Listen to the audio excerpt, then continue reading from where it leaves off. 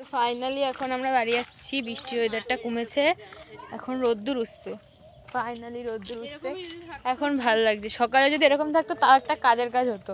আমরা সব ওয়েদারেরই মজা নিই, এই সব ওয়েদারেরই মজা নিতে হয়। পুরো ভিজতে ভিজতে আমরা আইছি। এই দেখুন গাছ কেটে রেখেছে, পাশে দেখো ক্ষেতগুলো কি সুন্দর লাগছে দেখতে। ক্ষেত না, এটা পটল। ক্ষেতই তো না, ওটা পটলের ক্ষেত। তারপরে হচ্ছে ওখানে ধানের ক্ষেত।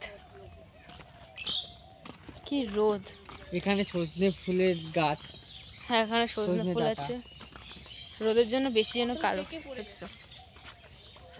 সবাই আসছে প্লাস্টিক পোটলা নিয়ে পেছন পেছন। জামরুলি লতা, এই দেখো সব পিছন দিকে কত গাছ। দেখছি সব চল।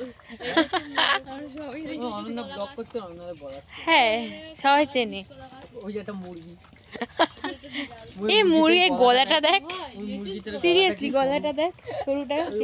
ও হলো না, গলা সারা বডিতে খাবার দেয়, গলায় গলাটা একদম সরু। আমরা উঠে যাই।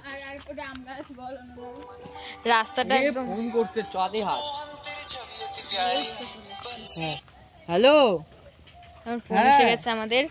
মানে হচ্ছে কি এই সে অটো কাকু ফোন করেছে, চলে এসেছে তাই জন্য।